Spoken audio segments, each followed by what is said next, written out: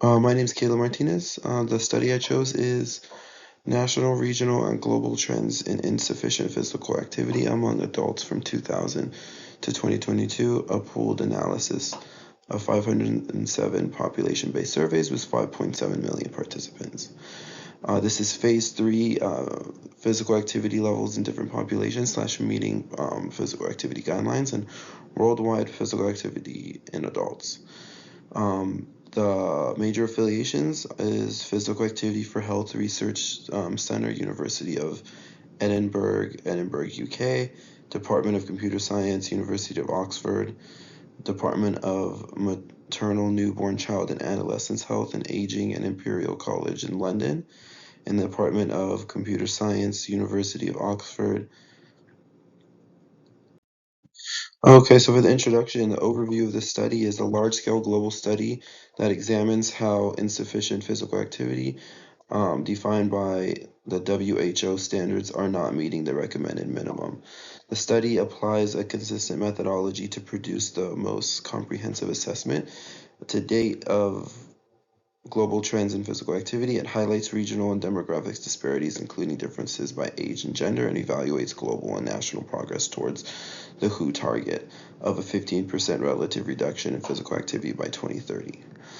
The statement of purpose is the study is aimed to update global estimates of insufficient physical activity among adults, including trends from 2000 to 2022 across 197 countries and territories, disaggregated by sex and age group. It also sought to assess progress towards the global target of 15% relative reduction in the sufficient physical activity by 2030 using a revised modeling framework. This research builds upon previous work such as the 2018 Guthold and colleagues study, which estimates global prevalence in 2016 but had limited data trend and covered fewer countries. For the methods section, physical activity data was collected from 507 population-based surveys across 163 countries and territories, covering 93% of the global population. 452 surveys came from 158 countries and were nationally representative. Surveys included both individual level data and summary statistics by age and sex, and data were included if they were reported insufficient physical activity prevalence per WHO guidelines or International Physical Activity Questionnaire, low category. The participant criteria, adults aged between 18 years or older. Surveys had a minimum sample size of 200 participants, and data collection spanned from 2000 onwards.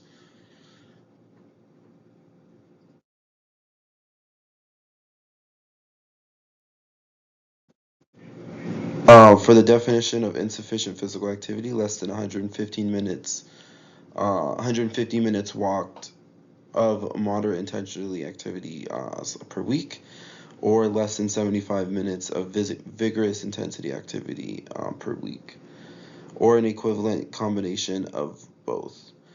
The data resources included is previous published studies, the study from Guthold, subsequent waves of existing surveys, data shared directly with WHO, surveys identified using academic contacts, targeted Google researches, informal consultations with WHO member states. Questionnaire types and processing. Surveys covered all domains of physical activity: work, household, travel, and leisure. Questionnaires used Global Physical Activity Questionnaire,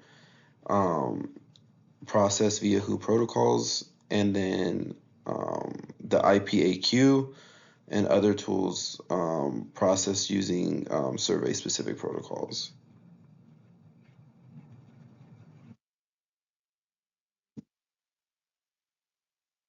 Okay, so for statistical and analysis and modeling, for prevalence estimation, prevalence was of insufficient physical activity was calculated by sex, age, and group. Surveys, weights, and complex survey designs were accounted for. Adjustments were made for urban-only surveys. IPAQ low scoring category using regression equations. For the modeling approach, a Bayesian hierarchical probit regression model was used to estimate prevalence from 2000 to 2022. Separate models were built for males and females. Estimates were generated for each country, year, age unit, borrowing information from similar age, years, geographic regions. Modeling features age trends modeled with natural cubic SP lines, nodded at age 30 and 60, varying by region.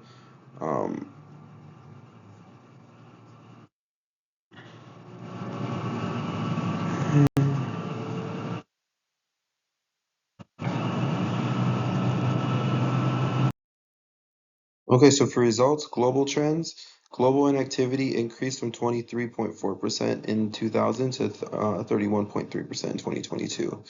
Projected to rise to 34.7% by 2030 if trends continue. The 2030 target, the 15% reduction from 2010 levels, is unlikely to be met with a probability of less than 0.01. Sex and age disparity. Females are more inactive than males globally, 33.8% versus 28.7%, with a 14-point gap in South Asia. Older adults, 60 plus, show increasing inactivity across all regions. Males gradual increase with age, steeper after 60. Females, J-shaped pattern, stable until 60, then sharp increase. East and Southeast Asia, distinct patterns with a decreasing activity levels before 60, especially in females. Okay, so to continue with results, regional and country level patterns. Highest inactivity, high income, Asia Pacific and South Asia. Lowest inactivity, Oceania and Sub-Saharan Africa. On track regions, Oceania and Sub-Saharan Africa with uncertainty.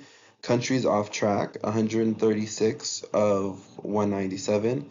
Countries on track with high certainty, 22, mainly Europe, Oceania, and Africa. Countries, country extremes, lowest Malawi with 2.7%, highest United Arab Emirates with 66.1%, and then all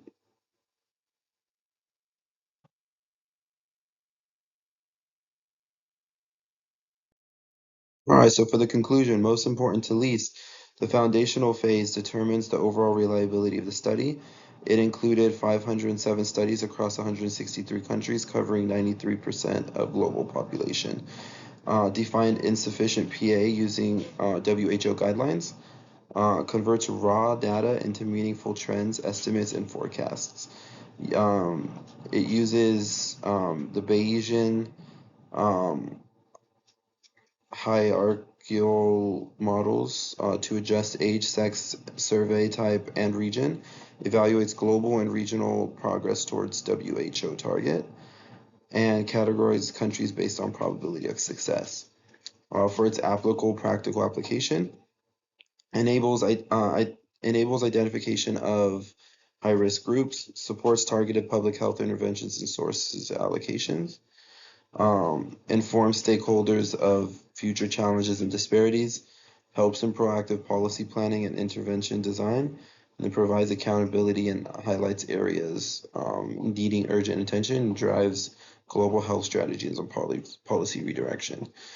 Connecting to other research phases, it feeds directly into statistical modeling. Any bias or inconsistency here affects all subsequent findings.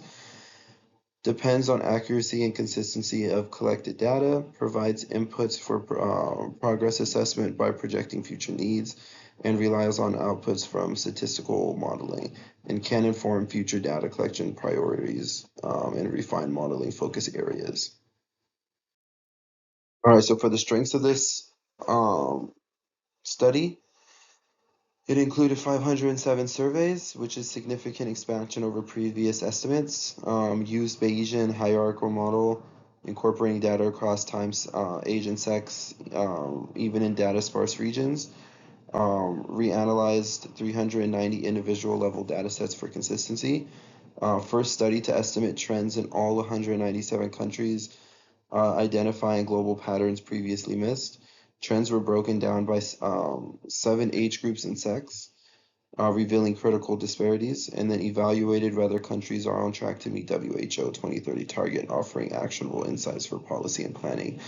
For the limitations, 34 countries lacked eligible survey data. Some had limited or inconsistent time series.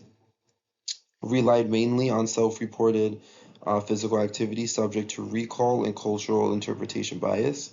Adjustments were made for different tools, but this may introduce systematic bias, especially where GPAQ was underused. Estimates were not broken down by wealth, geography, or disability, limiting insights to broader inequalities. Data during the pandemic showed no major disruption in trends, but true effects may be underestimated, requiring future follow-up. Uncertainty intervals do not fully capture all potential sources of error in the model. Okay, so for the author's take, few countries currently have nationally represented data from devices. Um, Needs for standardized protocols and guidance to improve quality and comparability. Call for consensus on measuring muscle strengthening, balance activities, and sedentary time. Future data may have better revealed the lasting impact of COVID-19 on physical activity trends. 34 countries lack data. Future research should prioritize underrepresented regions. Current models do not capture all resources of uncertainty. Refinement is needed. For personal take, collect data by wealth, location disparity, and socioeconomic status to uncover health inequalities. Analyze which policies and interventions are effective in promoting physical activity across contexts. Track behavioral change over time, considering life stages like retirement or parenthood. Use wearable or accelerometers to improve accuracy and reduce bias in activity measurements. Investigate how urban design, green space, and infrastructure and transport systems impact the activity level, and focus on vulnerable groups, women, older adults, tailoring strategies to cultural and contextual needs.